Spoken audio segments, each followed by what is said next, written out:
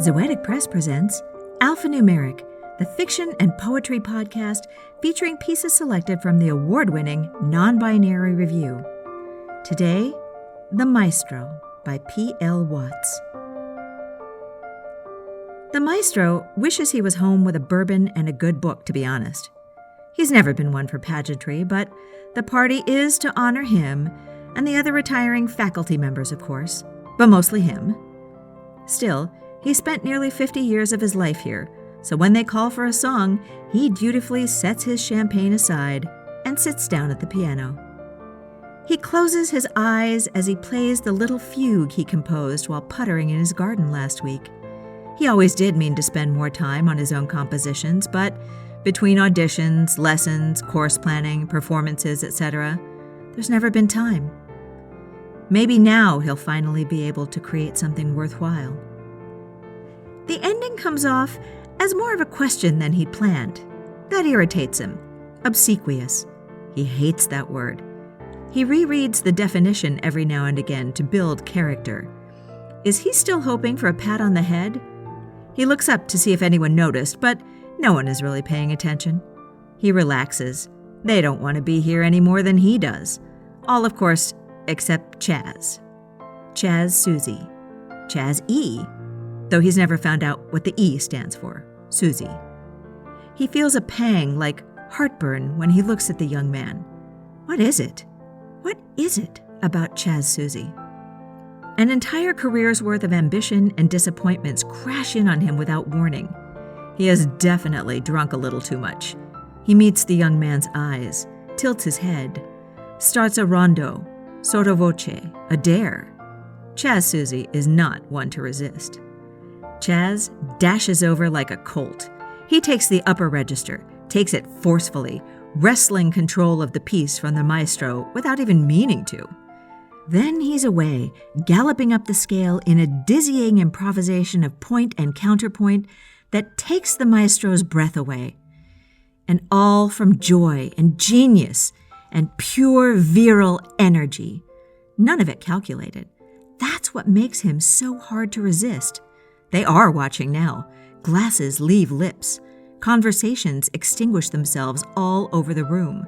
The world distills itself to the piano and Chaz and the maestro. But the maestro's not even in it. He's an afterthought. He feels himself go red as he's shunted aside at his own celebration. Chaz. He reasserts the theme in the bass, heavily, even ploddingly. Not for his ego, but because despite all Chaz's virtuosity, which the maestro acknowledges, is the first to acknowledge, by God. Has he ever had another pupil with such range, sensitivity, technical ability, and sheer inventiveness in all his career? He must learn this. Even the most breathtaking playing is not music unless it returns to where it started. There must be some internal cohesion, some humility, melody, even in the improvised, the modern, the experimental. And even Chaz Susie will be a flash in the pan if he does not learn this. So the maestro reasserts the theme again until Chaz gets it. The stallion stops racing, steals a glance at his mentor as though chastised. The maestro nods. Go on. He lets the bass fall back now. What will Chaz do? The boy's body shifts, reorients to the fundamental rhythm. He's listening now. The maestro holds the tempo, the key, the theme, and the mood, but he releases the rest. Take this. What will you make of it? Chaz beams, taking it, experimenting in the parameters, just a little, checks the maestro. The maestro smiles. He goes further. He pushes. He feels the edges of what they're creating, testing its boundaries. He speeds up. That's okay. The maestro goes with him.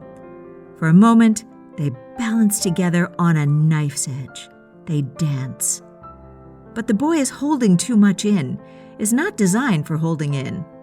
The maestro feels him tremble. He tries to hold the reins steady, but the boy breaks free. He charges ahead again, but this time, the maestro follows him. All four hands race across the keys. The shifts come faster than the old man can process. He's modulating, augmenting, doubling back, trying to find ground, trying to connect.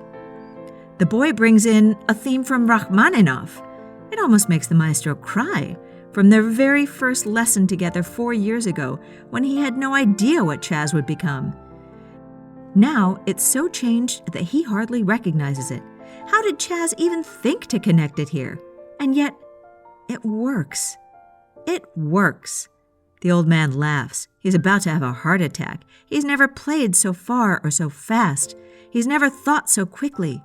He's never loved so much. He pauses. The young man plays and plays and plays. He looks at his mentor. The maestro smiles and rejoins, but humbly now. Chaz Suzy returns to the key he was given. He falls back to sotto voce. He reaches around his mentor and plays the original theme. They end the piece together. The maestro wipes sweat off with his napkin. He barely notices the more than polite applause. But he knows suddenly that his dream of composing something enduring won't amount to more than a dream. Not ever. He looks at Chaz, bursting with life, raises his champagne glass, and drinks. This has been The Maestro by P.L. Watts, read for you by Lisa Quintana. Our music was Mutamento by Mirko Boroni, provided by Pixabay.com. Alphanumeric is a production of Zoetic Press, mixed and mastered by Lisa Quintana. Head over to our website, zoeticpress.com, where you can get this piece and all the other poetry, prose, and art in issue 28, Person First, in an Identity-First World. Or you could get any issue of NonBinary Review, or all. They're all great. If you like the podcast, please rate, review, subscribe. It helps other folks find our podcast, and it makes us think dreamy thoughts about you. I mean, we did anyway, but even more. NonBinary Review, because humans are hardwired to tell stories.